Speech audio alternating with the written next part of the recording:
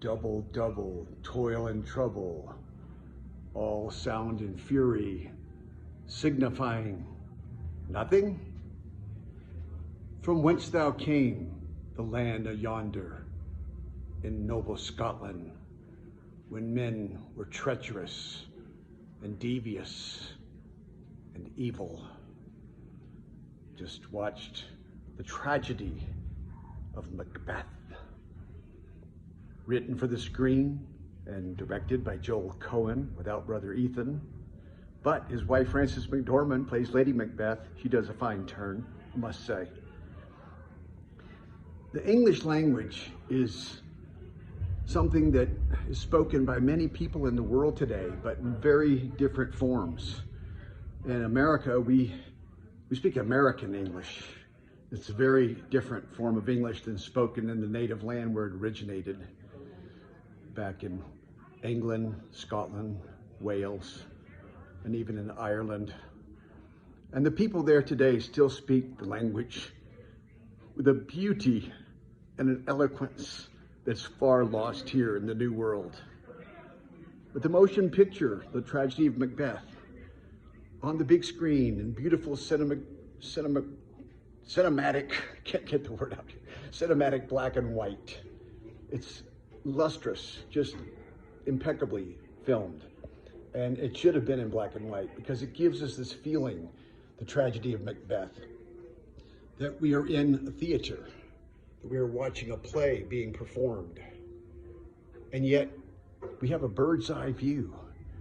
We are privy to many images that you would never see on a theater, perhaps, because of the beauty and the magic of the camera to move. And of course the music that I don't think they had back in Shakespeare's day when the play was performed. And so the musical soundtrack was incredibly performed and, you know, just exquisite. You probably know the story of Macbeth by now.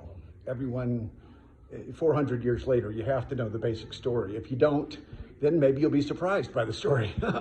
There is a surprise ending. No spoiler for me. But it's bold drama. It's one of the shortest plays that William Shakespeare wrote. I failed to mention Shakespeare, the author of the play. Great man. You've heard of him. Even if you haven't seen his plays, you've heard of Shakespeare. And the drama unfolds so that even though we don't understand the phrasing of every line that's spoken by the actors, we get the feel of it because of the strong and powerful emotion, the anger, the fear, the betrayal, the devious nature of many of the characters, and the strength and valor of those who will not be undone, who will have righteousness for righteousness' sake. They will achieve their goal to rid the countryside of this demon, Macbeth, who is craftily taken and ascended to the throne temporarily. But all is not lost, folks. All is not lost. Yeah, it signified a lot. To me, it indicates what's going on in the world today. We have psychotic leaders in charge of the world and sub-leaders such as President Biden and Mr. Fauci and his cohorts. And what they're doing to us is no less than what Macbeth tried to do in his native land. And as Macbeth was undone, so will these false leaders, these beings, subhumans, who seek to enslave us with their tyranny. They will not prevail. They will not prevail. There will be a Macduff amidst us that will rise up to vindicate all of us. We can only hope and pray and wish.